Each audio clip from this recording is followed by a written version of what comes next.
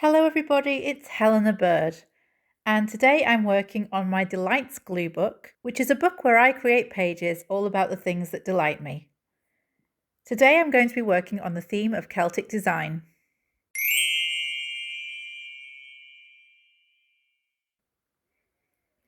A while back, I bought a book all about Celtic design. Every page was illustrated in monochrome, and I bought it and harvested some squares and some fussy cuts, not really knowing what I wanted to do with those pieces. As I've mentioned a few times in these Delight glue book videos, this project has helped me use up so many things in my stash that I had been hoarding. I didn't want to use them up because I liked them so much, but they were just stuck in a drawer. Thanks to this glue book, now all the things that bring me delight are pasted into this book, and I can flick through them anytime and enjoy them. All of the illustrations in the Celtic design book, which I found in a thrift store, are monochrome, which is a colour scheme that really appeals to me at the moment. And I'm toying with the idea of starting an all monochrome glue book. It is one of those combinations that just works every time. So if you're new to glue booking, perhaps try a monochrome spread first to build your confidence before you move on to colour spreads.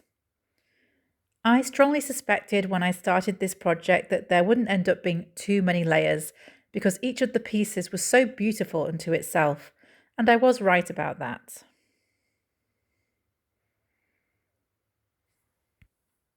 I particularly liked the circular elements that I introduced, which contrasted wonderfully with the blocky square designs in the background.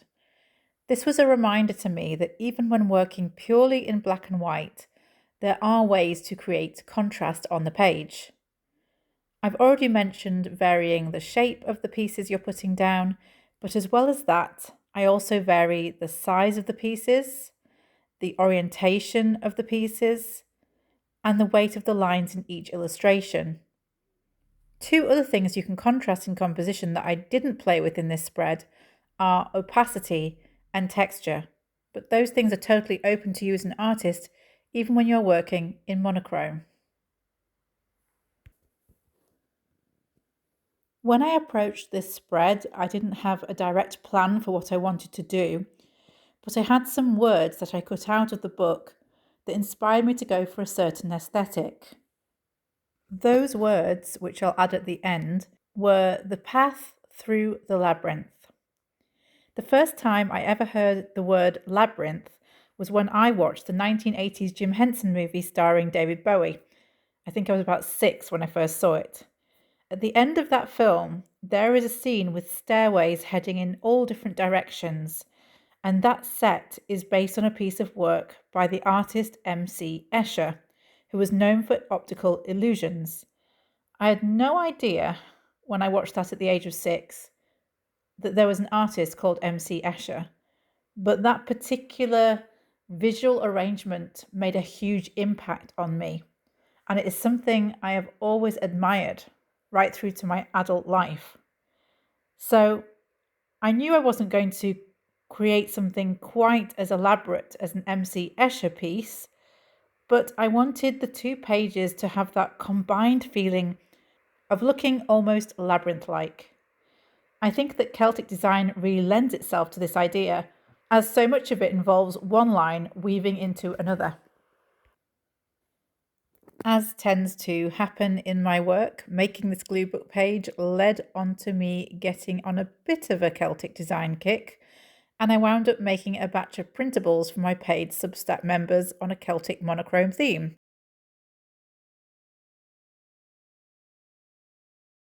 Each month on Substack, I send out this Artist Codex newsletter, which has got freebies and discounts in for everyone. But each month, I try and offer my paid members something extra, and printables is one of the ways that I say thank you for their support.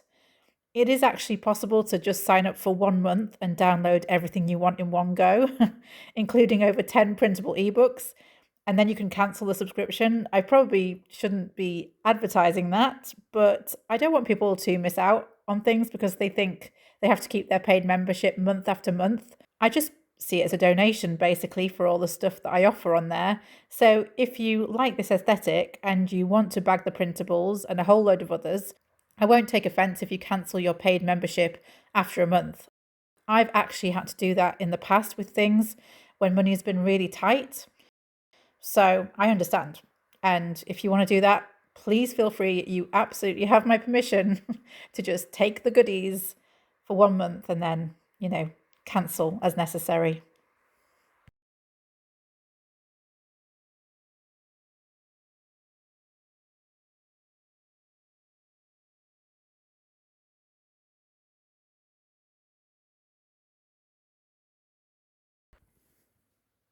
So right now, I'm just trying to fit the finishing touches to that left page.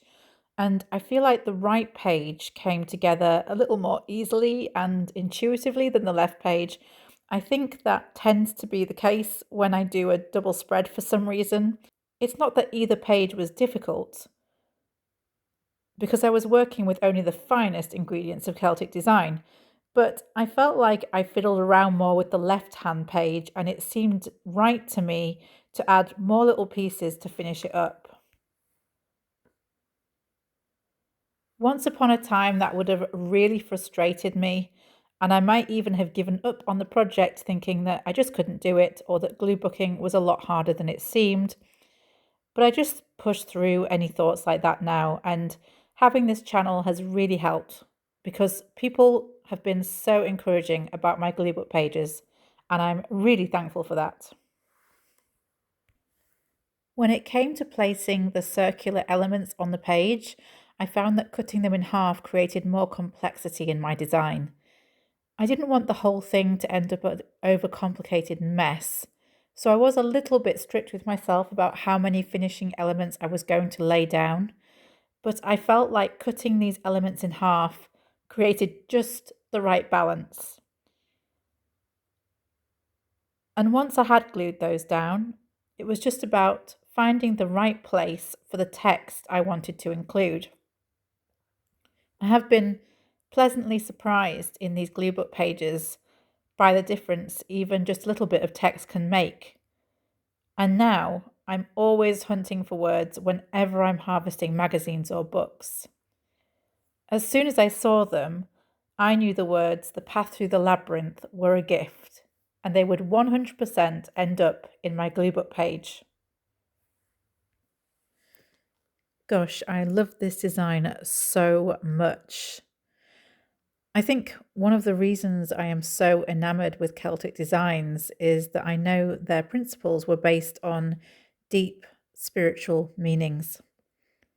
The knotwork featuring woven, unbroken cords symbolize the continuity of life, birth, and rebirth.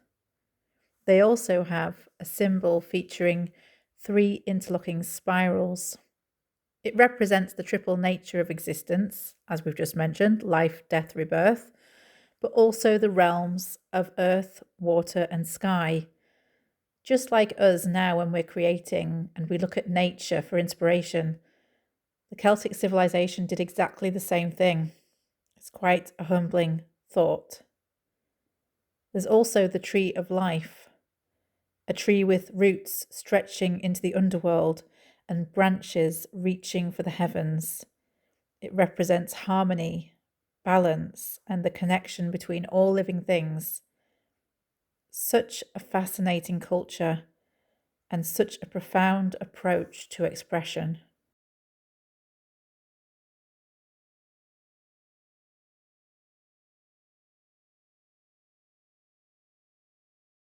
So I'm just going to quickly flip through my other spreads to show you how this book is building, and it is building so beautifully. But I also want to revisit my last composition, which was centered around typography. I said I would return to it and make sure that every word on the page except the word joy was interrupted in some way.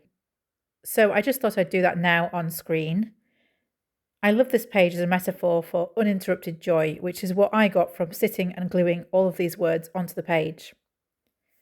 This book is really starting to come together now, and I look forward to every session I have working in these pages.